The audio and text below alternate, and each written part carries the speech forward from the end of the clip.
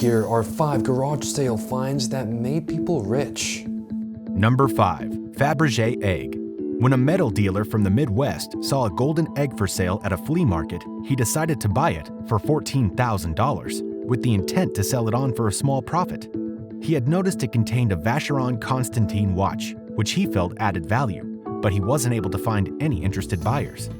Later on, he did an online search for the watch manufacturer and a golden egg and came across an article about Faberge eggs with an image of the one that he had. It soon became clear that this was one of 3 Faberge eggs whose location was, for a long time, unknown. The egg's pedestal has golden garlands and blue sapphires and is topped with rose diamond bows. The women's watch is equally as beautiful, with a white enamel dial and diamond-set gold hands. As such, a renowned and highly desired object, the egg was sold to a private collector for $33 million. Quite an impressive markup.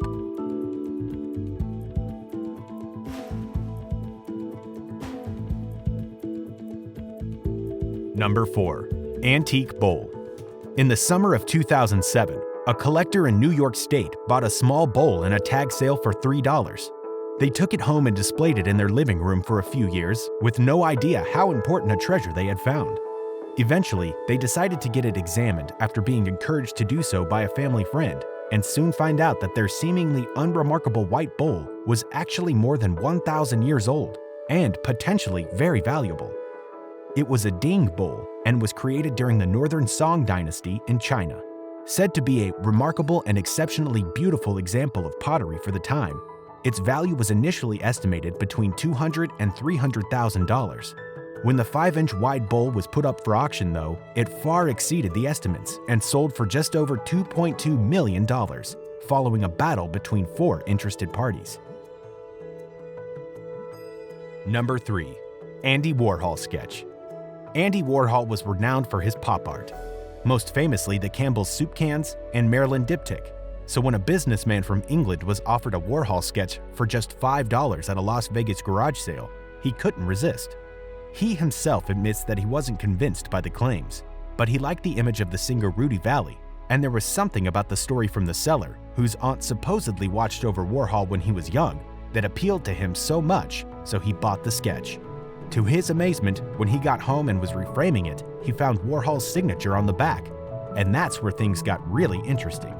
It wasn't pop art and is thought to have been made by the artist when he was 11 or 12, more than a decade before he settled on the style that would make him famous, and possibly even when he was lying in bed recovering from cholera in 1939. While an early piece of work isn't as valuable as those Warhol created at the height of his career, this one was still estimated as being worth in the region of $2 million. The artist probably gave it to the woman who was looking after him as thanks, and she kept it safe for more than 70 years. If only her nephew realized before selling it for just $5.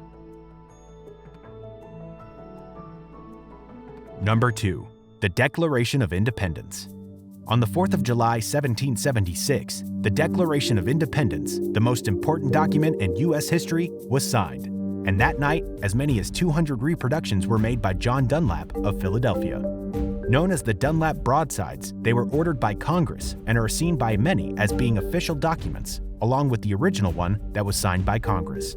They differ, of course, by not having the signatures on them, although half of the known ones are docketed on the reverse and have the words Declaration of Independence handwritten on them. In 1989, only 24 of the Dunlap broadsides were known to still exist, most of which were owned by public institutions. This was all about to change, though, as a man entered a flea market in Adamstown, Pennsylvania, looking for a picture frame. He found one that he wanted and purchased it for $4. When he started to dismantle the frame to discard the painting inside, he found a folded piece of discolored paper that fell out. He opened it, and on it was printed the Declaration. At first, he didn't realize the significance of what he had found, but after speaking with a friend, he took it to be appraised. It was confirmed to be one of the Dunlap broadsides, and one that was in remarkable condition, especially as it was more than 200 years old. It had foxing, which are brown-orange spots usual with documents this old, and had been folded 7 times to be put in its hiding place. But even this didn't affect the $1 million valuation placed on it. It was put up for auction in 1991 and sold for more than double that, $2.42 million. It has since changed hands for $8.14 million and is now on display in special exhibitions across the United States. With as many as 175 similar documents still potentially out there somewhere, who knows where the next one will turn up? Number 1. A four-poster bed.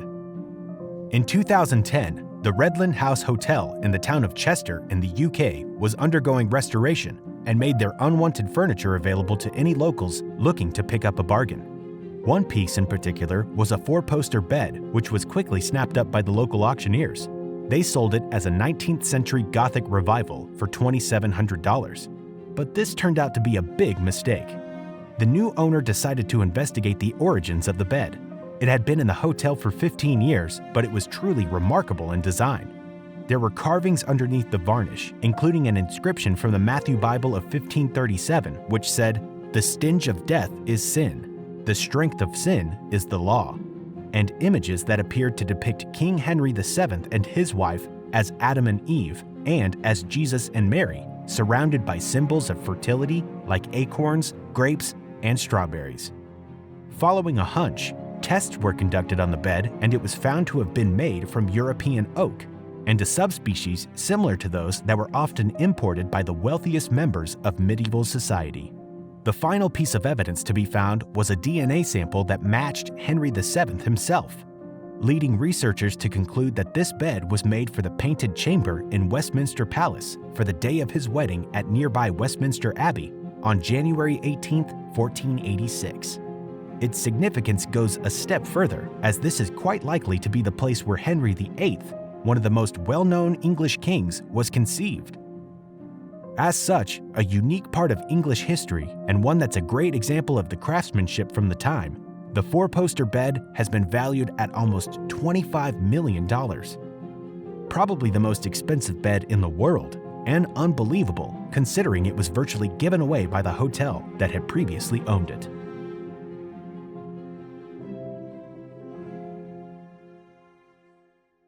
Honorable mentions. So close to a fortune, but yet so far. Ansel Adams photographs. Ansel Adams is regarded as the father of American photography, best known for his stunning images of the American West, in particular, Yosemite National Park in California. In 1937, though, as many as 5,000 negatives were believed to have been destroyed in a darkroom fire, lost to the world forever. More than 60 years later, while looking through items at a garage sale in Fresno, California, Rick Norsigian discovered a wooden box that contained a number of manila envelopes, each of which contained negatives that were wrapped in newspapers from 1942 and 1943. He bought them all for $45 and began to realize that they were images very similar to those that Ansel Adams was famous for, and began to believe that these were some of the long-lost photographs. If true, the entire set is said to be worth as much as $200 million, but there are those who dispute their authenticity, including the Ansel Adams estate.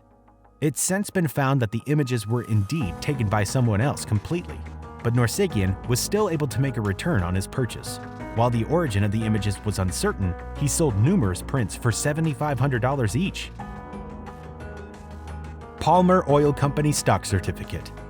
In 2008, Tony Marone was searching through papers at an estate sale in California and found something that piqued his interest. It was a stock certificate from 1917 for a company called Palmer Union Oil. He bought it for $5, and after researching the fate of the company, he found that through a long chain of mergers and purchases over the decades, this entitled him to a share of the Coca-Cola company that he valued at around $130 million. He immediately took action to claim this jackpot, but was ultimately left disappointed. Coca-Cola disputed the claim, saying that the certificate had long been void, but the case continued. Marone died in 2010, but his family continued their pursuit of 1.8 million shares in Coca-Cola. Eventually, the case was settled in 2012 when it was realized that, because of previously unnoticed stock splits, the certificate was only worth a maximum of $15,000, which, when accounting for all the court costs, amounted to nothing for the family.